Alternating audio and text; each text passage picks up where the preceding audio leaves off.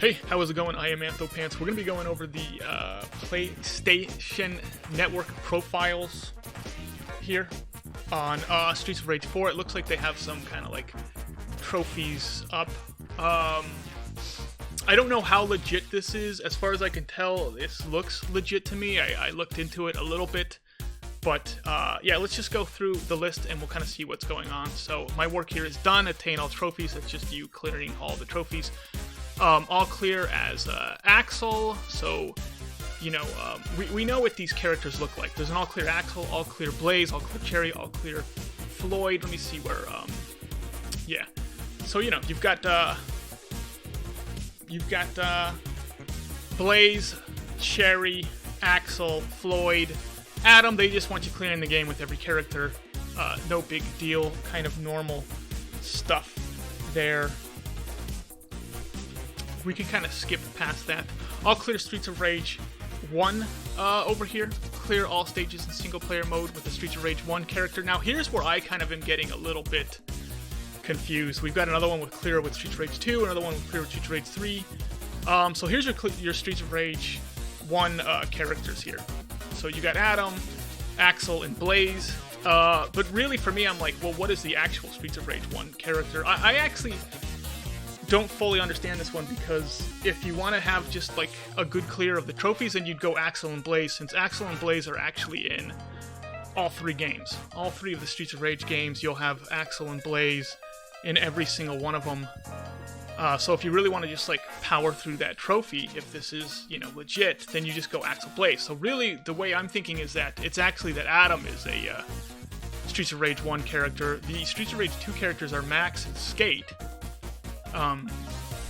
But they haven't been announced in this game. I don't know if they're coming in later. I don't know if they don't have a plan for Max and Skate in this game. We just don't know. Then for Streets of Rage 3 is actually Zan. Then you could have Rue or Victi.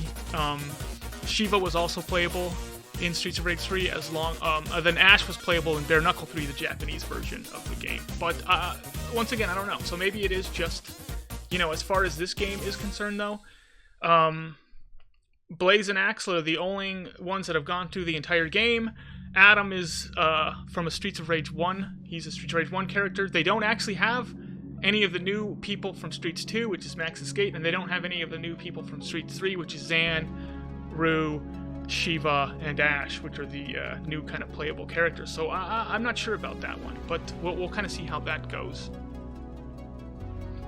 Throwback. This is an interesting one. Discover a retro level. So, I don't know fully what that means. I'm guessing that there's maybe, discoverable different paths. I don't know how this actually plays in, but it's there. It's interesting.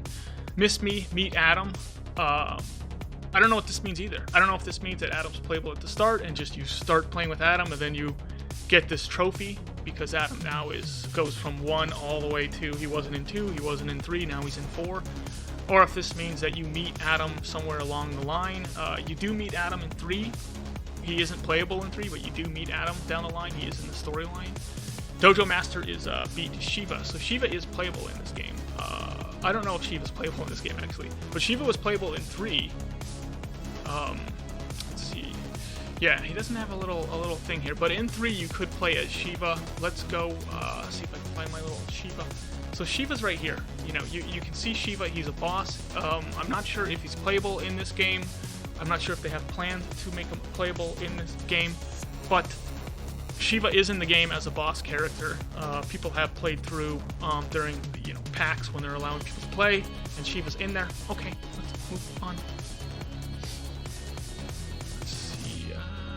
Got here.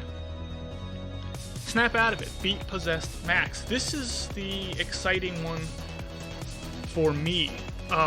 Max is my favorite character in the game. I absolutely love Max. Max is my main character. I wish Max was in 3. I hope Max is going to be in 4. I don't know what this means. I don't know if this means that Max is going to be a boss character that you have to beat. I don't know if you meet him along the way. I don't know what this means. I don't even know if this is 100% legit achievements, but It is there. It is interesting. It does raise a lot of questions. We'll just have to see when we get our hands on this thing what it actually means. So old school beat Mr. and Mrs. Y. So Robot Y was the end boss of Streets of Rage 3. Mr. X was a brain in the jar, and then Robot Y is who you have to beat in order to get the good ending of Streets of Rage 3. There's a different path that you can take in Streets of Rage 3 that takes you to Shiva, where you fight Shiva, but Robot Y is in Streets of Rage 3. I don't know if Mr. and Mrs. Y, if that's what they're referring to, I'm not 100% sure, but that's who, Robot Y, Mr. and Mrs. Y, maybe Y is just a placeholder, because Mr. X was in the first game, he got defeated. Mr. X is in the second game, he got defeated. In the third game, Mr. X is a brain in the jar because he just got defeated so badly in 2. Then he blows up in a building, so it's like, what's left for Mr. X? I have no idea. Stage mastery, get an S rank on every stage. Okay, that's just a normal thing. Complete a stage without taking damage. So it sounds like at least it's possible to complete stages without taking damage. S rank on all whatever. That's, this stuff is kind of just get an S rank. I don't know what S rank means or what you have to do to get an S rank. Sometimes it's time-based, sometimes it's point-based, sometimes it's, don't get killed, that kind of stuff. But we'll see what it is for this game when we get to it. All too easy. Complete a stage on Mania difficulty. I like how they call it all too easy. So it looks like we are getting a Mania difficulty. Streets 1 did not have Mania. I think top difficulty in Streets 1 was very hard. In Streets 2, hardest is the top difficulty, and then you get a code when you beat it on hardest that unlocks Mania. And Mania is the actual hardest difficulty of Streets of Rage 2. I used to play Mania. I was like a purely Mania player for a long, long time. I love Mania. Streets 3 did not have a Mania difficulty. I think it was very hard in Bare Knuckle 3, the Japanese version, and then I think hard was the top difficulty for Streets 3. So it's cool that Mania is coming back. I'm a fan of Mania. Combo Pro. Then these are just the combos. Get your good combos off. Combo Expert. Combo Master, that kind of stuff. 100 yen. Clear the arcade mode on hard difficulty or higher. Okay, so this is an interesting one because the fact that they're calling it a mode, arcade mode, means that maybe arcade mode is a survival mode. Maybe arcade mode is playing the game like without continues or something to that degree. But it is a mode, so it should be something that's selectable. So you're gonna have like a 1-player, a 2-player, then like if you're on couch co-op, you'll have up to 4 players. Then arcade mode should be like a separate thing, I would think, from just playing through the normal Streets of Rage 4 game. I'm interested to see what this actually means, though. We'll just have to see. Reach a lifetime score of, I guess that might just mean like overall. That's cool. Oops, hit an ally. So yeah, you can attack allies in this game. They do have an option, it looks like, to turn it off, where you do not hit your ally. But yeah, hitting allies has been a staple of the Streets of Rage series so far. Catch a weapon in the air. You can catch weapons in the air. Weapons, you can throw weapons. They bounce off of enemies and then you catch them in the air, eating off the ground, consuming healing items. So a lot of this is just teaching you. It's almost like tutorial achievements, like hit an ally, learn that you can hit your friend, learn that you can catch a weapon, learn that you can eat items off the ground, learn that you can kill enemies by tossing them in a hole. That's what this is. This is Wood Oak City, You could kill enemies by tossing them in a hole in Streets of Rage 1 and 3. In 2, there was no holes to toss people down, which also meant that you couldn't fall down a hole either. Free yourself from a grab. So, this is just kind of tutorial mode, teaching you how to play the game. Break both elevator window pans. So yeah, there is an elevator. This is the elevator here. And you can see kind of here, there's like a window pan. It's being shattered. On the other side, the window pan is actually, I don't know, it's hard to see because I'm blocking it. But the window pan is actually intact and you can break it. We have seen in the video this thing actually getting cracked. Super cool. I kind of like that. We'll see how it goes. But yeah, it's just teaching you, like, there's destructible objects in this game. This is all tutorial mode, kind of like, or what I like to call the tutorial mode achievements. Family reunion. Get the golden chicken from the art gallery to the stockroom. So this is like an escort mission where you're escorting you're escorting one of the turkeys. So I guess you can't. I don't know if the golden turkey is something that you can't eat, but it's just something that like you can maybe push through the game. Maybe you can throw it at guys, something like that. Somebody called the cops. So yeah, the cops was something that happened in Streets of Rage 1, where you could do a cop call. This was your special in Streets of Rage 1, and 2, the special changed to a more Final Fight type special. And then 3 had the special system similar to 2. And then it looks like Streets of Rage 4 special system is also similar to 2 and 3, and then they're just expanding upon it. They expanded upon the special in 3 a little bit from 2, and now they're expanding upon it in 4 once again. But yeah, we used to call the cops. The interesting thing about this is that it means that there is a cop call in this game. So I don't know if it means you go into a retro level and then you're basically playing retro style. Like maybe you're playing Streets of Rage 1 kind of retro style. Streets of Rage Remake did have something like this. I don't actually play Streets of Rage Remake, but I do know about it, and Streets of Rage Remake did have the retro style playing where you could do cop calls and stuff like that. So I'm thinking they're going to be doing something similar, where you're maybe going into a retro level, you discover a retro level, you're playing through a retro level, and then you have the cop call instead of your normal special. And maybe you have your normal special and you get a cop call instead of your star special. The star special is a new thing that they're adding to Streets of Rage 4, where you get the every character has their own specific star special. You pick up the star off the ground, you hit your special star button, and then you do your like ultra star special move. And that's kind of how the cop call worked. It was like you have one cop call, and then you can pick up. Sometimes they would have an extra cop call in the level. You picked it up. If you died, you got an extra. You get your cop call back. That kind of stuff. Dude, my car! Break the car on the street. Yeah. So they do have.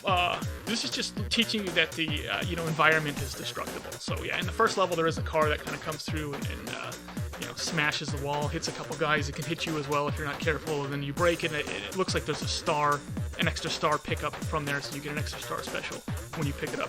Wasted wine, break the wine bottle. In Streets of Rage 1, they had wine bottles, and your first hit with it would break it, and then your next one would be a stabbing move with the wine bottle. So that's kind of cool that the wine bottle's coming back, because we didn't see it in 2 or 3. Walk on foot, destroy all motorcycles. So yeah, I don't remember which level it is particularly, but there is a level where you go through a biker bar, and then at the end you're actually fighting Barbin, who's a Streets of Rage 2 boss character, and he's the level 1 boss on Streets of Rage 2.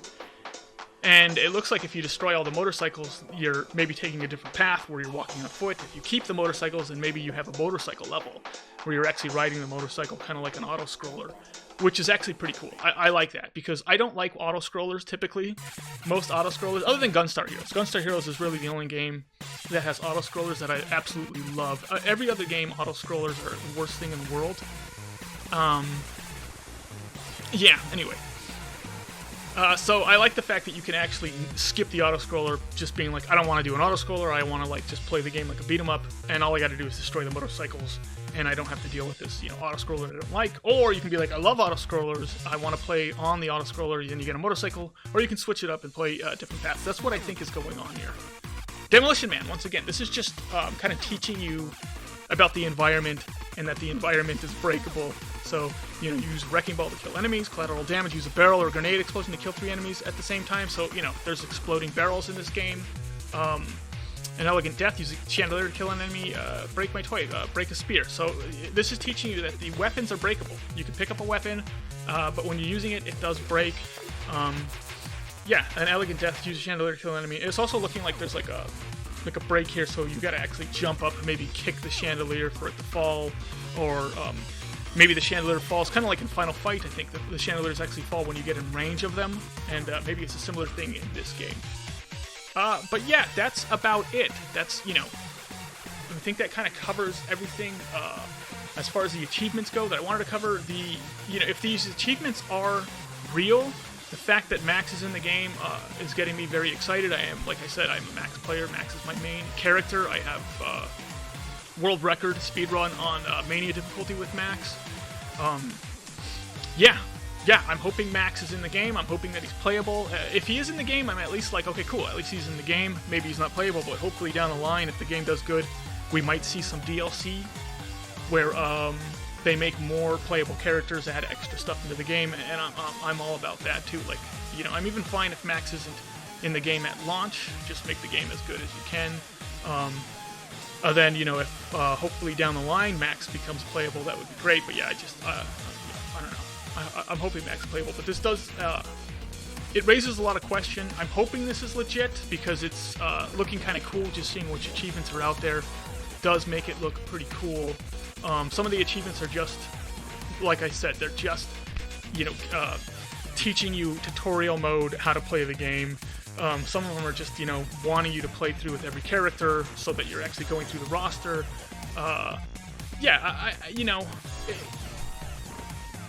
It's interesting. We'll see what happens. I am Anthopants. Thank you. And I'll try and keep us up to date on the Streets of Rage 4 news as best I can. And later on.